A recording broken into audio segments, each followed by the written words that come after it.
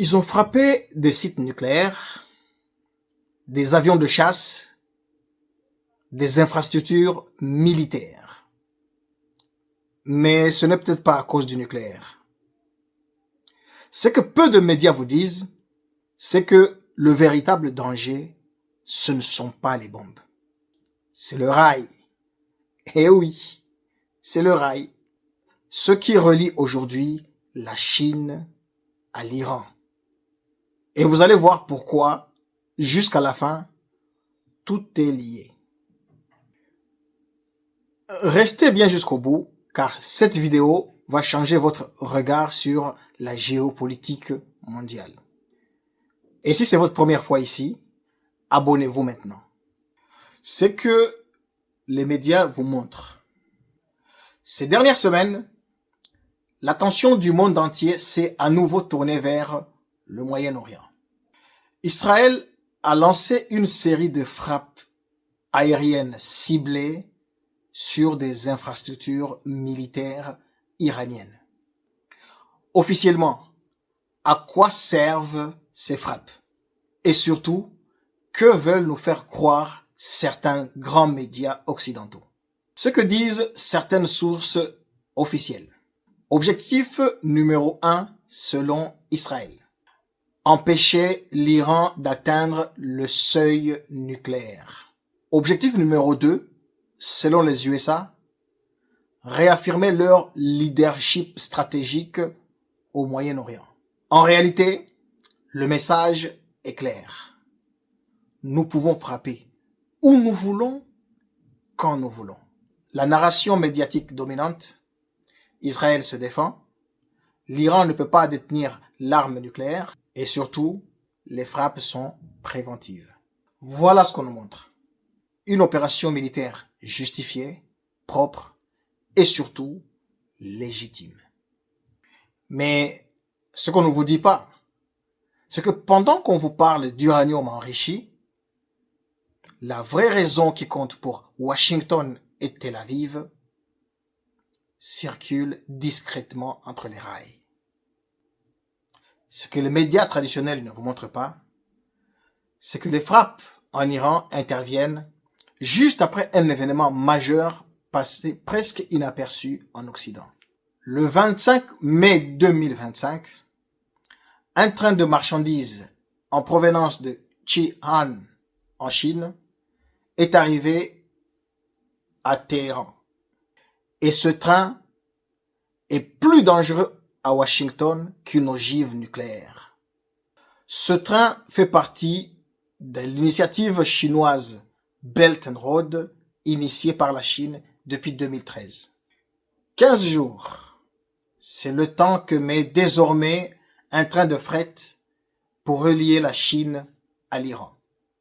Cette liaison évite les points névralgiques contrôlés ou surveillés par les États-Unis. Le canal de Suez, les détroits d'Ormuz et la mer Rouge. Moins de navires, plus de trains. Moins de surveillance, plus d'autonomie. L'Iran devenait ainsi un point d'ancrage majeur de la logistique chinoise vers l'Asie centrale, la Caucase, la Russie et même la Méditerranée via l'Irak et la Syrie. Ce corridor permet à des milliers de conteneurs de circuler sans le contrôle des Américains. Il devient pratiquement impossible d'appliquer les sanctions américaines via cette route.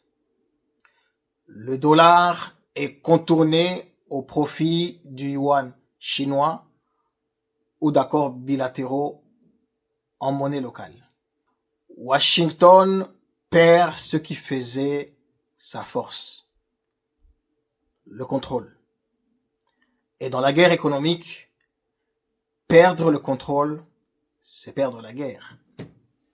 Ce n'est donc pas un hasard si, quelques jours après l'ouverture de cette artère stratégique, Israël bombarde l'Iran. Ce n'est pas une coïncidence. C'est une riposte géopolitique déguisée en frappe j'allais dire défensive ou préventive.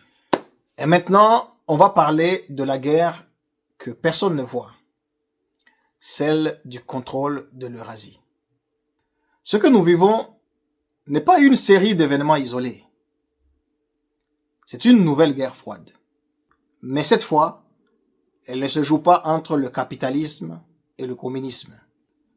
Elle se joue entre le bloc atlantiste, dirigé par les États-Unis, et l'axe eurasien, en pleine montée en puissance autour de la Chine, la Russie et l'Iran.